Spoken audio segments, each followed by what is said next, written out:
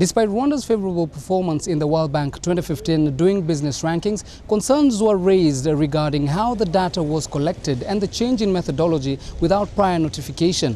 Now, during a recent visit by World Bank officials, these changes were addressed, as well as how the data was collected and a general look at the economic performance of Rwanda. In today's episode, we take a look at that specific report and bring to you what these changes mean moving forward. My name is George Ndirango.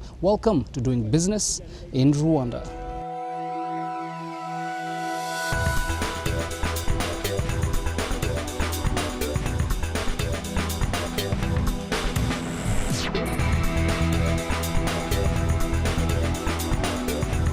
The outlook of most African economies has been fogged by corruption scandals, an unstable political environment, and more that has caused the shying away of potential foreign investors.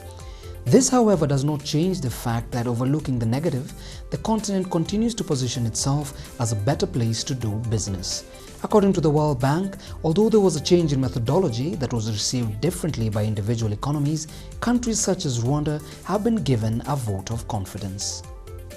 We've had meetings, both the Minister of Trade, myself, our respective technical teams that work on this report and that provide submission to the World Bank. We have acknowledged the reforms that have been embraced, reflected in the report, but we have also had an opportunity to express some of the disagreements that we had with the report, particularly with respect to some of the indicators, some of the reforms that we submitted and wished they would be recognized, but which have not been, for a number of reasons internal to the unit itself. We did also raise some of the disagreements we have on the new methodologies that have been introduced that reflect not too positively on Rwanda's performance in this report, but not just for Rwanda, mainly for other countries in our income bracket. You will find that some of the new methodologies introduced usually measure with the per capita income as the basis, which has an inbuilt bias that makes low-income categories reflect into higher cost of doing business, and also do the opposite to higher income countries that are reflected well when such a measure is used. There was an independent panel review of doing business 2 years ago that was headed by Trevor Manuel. And as a result of that, there were a few changes. So some last year, some this year. So last year, we expanded 3 of the 10 indicators that are in the ease of doing business, and now we're expanding 5. So with a total of 8 indicators being expanded over this past 2 years. And the idea behind the expansion is to also look at the quality of regulation. So not just look at efficiency. So we'll continue to measure, for instance, the steps, time, and cost to transfer property. But in addition to that, we're also measuring the quality of the land administration.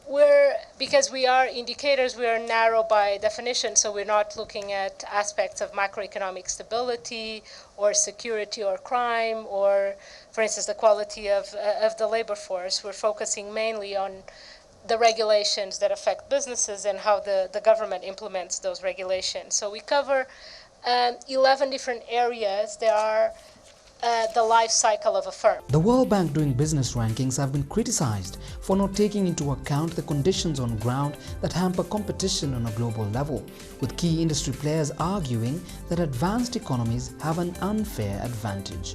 This, however, poses a challenge to government to understand how the new methodology works and inform new government reforms to spur more investment. It's important that the changes in methodology are predictable because this report is obviously important to the World Bank, but equally important to the members of the World Bank group that participate in it.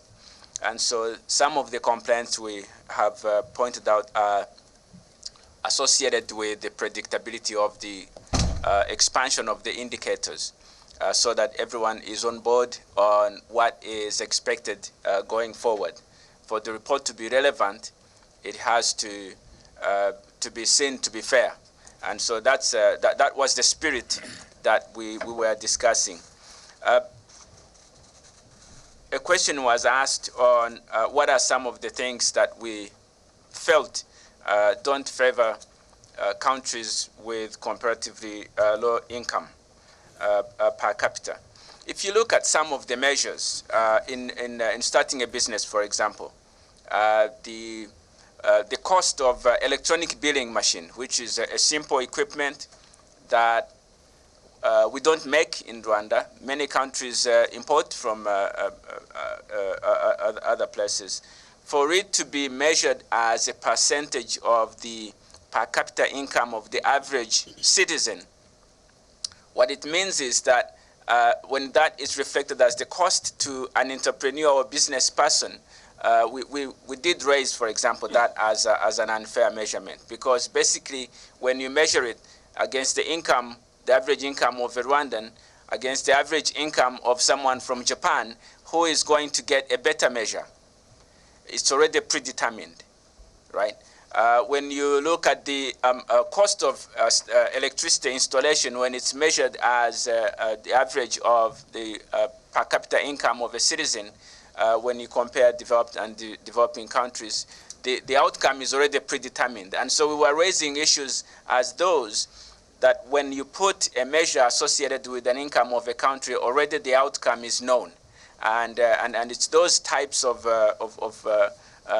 measurements that we express disagreement with, that don't reflect well or don't reflect fairly on the outcome. Rwanda's overall global doing business rankings went down 7 positions to land at 62, but still maintained its place as second easiest country to do business in Africa and the best in East Africa, ahead of Kenya, Tanzania and Uganda. Within sub-Saharan Africa, these are the results that we have. In Rwanda is number 2, continues to be number 2 within sub-Saharan Africa. So we measure there both the ranking and the DTF score is the distance to frontier. So it's basically an absolute number that tells you how far you are from the best practices internationally, meaning that 100 is the best, so it means that you're at the best practice across all indicators, and 0 is the worst. So as of now, Rwanda is at 68, which is much closer to the frontier than further away, but there's still some room for improvement. There was a new urban planning regulation in this year, and so that led to an improvement, in particular in the new areas that we are measuring. Then the other indicator that expanded this year was getting electricity, and as I mentioned, in addition to measuring the steps time and cost to get connected to the electrical grid in Kigali, we're also looking at the reliability and transparency of the electricity supply. We're adding a new part, which is the reliability of supply, and that's one of the changes that didn't help Rwanda in the overall score, because here we're measuring the frequency. One crucial aspect of this indicator is the frequency and duration of power outages.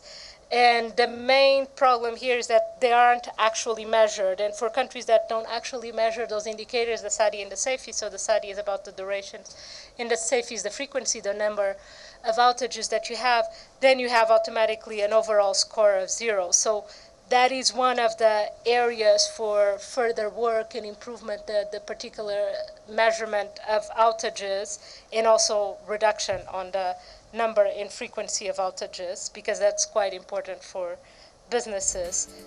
Although Rwanda improved in 4 major indicators, particularly ease of getting credit, it declined in 5 others and remained unchanged on 1. Trading across borders was the worst hit, dropping by 79 points to 156th. In trading across borders, we actually didn't expand the indicator, but we changed it dramatically, and in part having in mind landlocked countries like Rwanda, because before we're looking at import and export process through a seaport.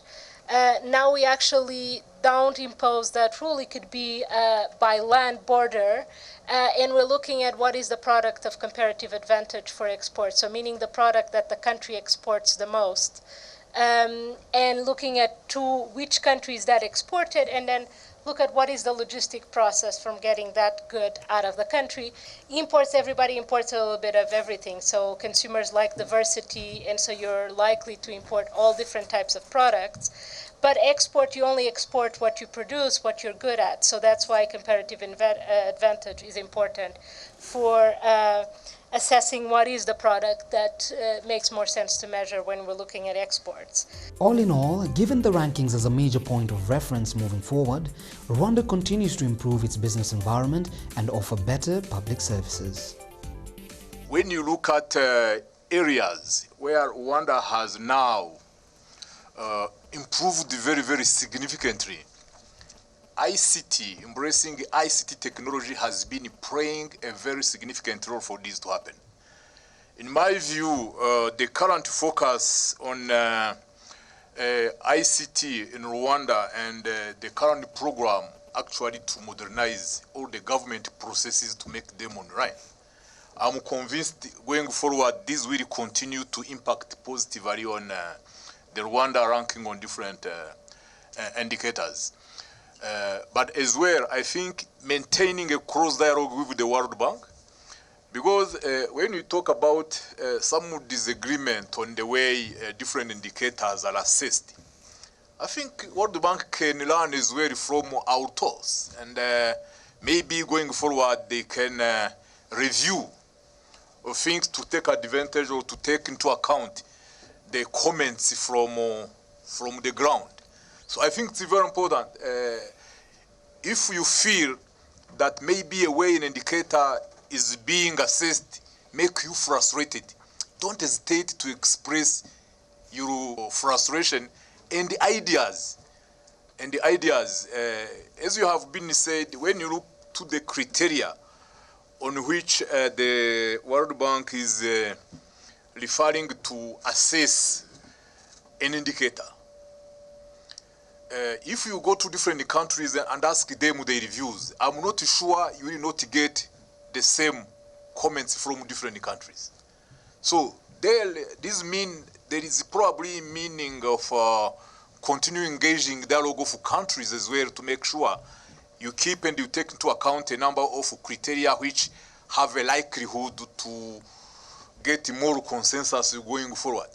And there we have it. Rwanda responds to the World Bank 2015 Doing Business Rankings. That's all from today's show. To give us feedback or insight, email us at dbir@abn360.com or tweet us at dbirwanda or my personal handle at Georgie Ndirango. On behalf of the entire Doing Business in Rwanda team, thank you for watching. Keep it CNBC Africa, first in business worldwide.